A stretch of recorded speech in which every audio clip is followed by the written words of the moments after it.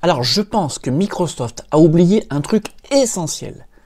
L'OS est à notre service et pas l'inverse. Alors quand je vois que Windows 10 se permet de mettre à jour dans notre dos des pilotes sensibles sans nous demander notre avis, moi je ne suis pas d'accord.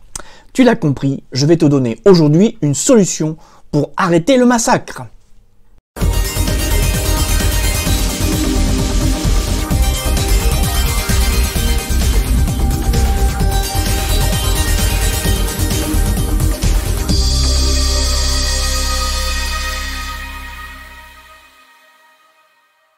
Bonjour à toutes et à tous, bienvenue dans un nouveau numéro de votre chaîne SOS PC.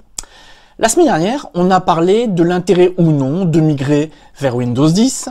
Cette semaine, on va donc parler de Windows 10. Alors certes, je vous encourage toujours à migrer vers des OS les plus récents, qui sont les plus complets, les plus sécurisés, les plus aboutis. Mais bon, on le sait, Windows 10 a créé la polémique, et la crée toujours. Depuis donc 2015 que cet OS est sorti, il y a souvent des problématiques. Et qu'est-ce qui fait qu'un OS plante? Ou plutôt, qu'est-ce qui fait qu'un beau matin, au démarrage, on a un écran noir? Eh bien, c'est souvent lié au pilote, au driver, donc qu'il faut mettre à jour régulièrement. Et c'est là que le bas blesse.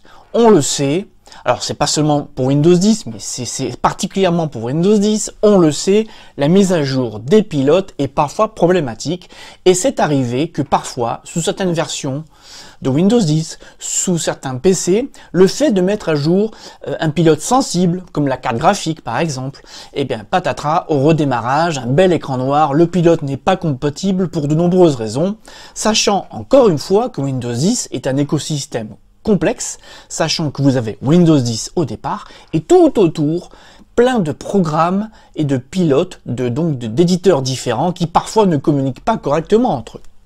Alors, si j'ai voulu faire cette vidéo, c'est très simple, c'est tout simplement vous donner une petite astuce pour désactiver la mise au jour automatique des pilotes. Parce que ce qui a été vendu par Microsoft comme un truc génial, et c'est génial, peut parfois, sur certaines configurations, et plus particulièrement sur les anciennes configurations, et plus particulièrement sur des configurations qui étaient avant sous Windows 7 et Windows 8 qui ont migré vers Windows 10, eh bien, je pense que parfois, il vaut mieux désactiver cette possibilité. Je vous montre cette astuce dans un petit tutoriel, donc dans la zone de description juste en dessous, je vous mettrai un lien, c'est en 2-3 clics, vous désactivez cela. Alors l'avantage, c'est que vous êtes sûr qu'il n'y aura pas de mise à jour entre guillemets dans votre dos, et donc pas de plantage au redémarrage. L'inconvénient, attention, si vous faites cette manipulation, il faudra penser régulièrement à jeter un œil à ces pilotes, donc graphique, son, réseau principalement, et être sûr que vous avez les versions les plus récentes, sachant que, bien évidemment, avant de tester un nouveau pilote, vous allez devoir vous informer à chaque fois sur sa compatibilité réelle et s'il n'y a pas eu des soucis.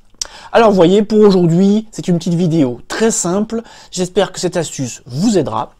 Je vais la terminer en vous annonçant, pour celles et ceux qui ne le sauraient pas encore, que depuis peu, je me suis lancé dans des lives, c'est-à-dire que régulièrement, alors je ne connais pas encore la fréquence, régulièrement, de préférence, je pense que ce sera le vendredi soir, je vous proposerai à 21 h de temps à autre un live avec soit une thématique, soit un live où on répondra à vos questions. Voilà. Donc si vous êtes intéressé, pouvoir interagir avec moi en direct ou avec mes invités suivant les semaines, il suffit de vous inscrire, de vous enregistrer, vous inscrire à la chaîne YouTube et vous serez ainsi prévenu. Vous abonner. C'est marrant des fois comme il y a des mots qui viennent pas.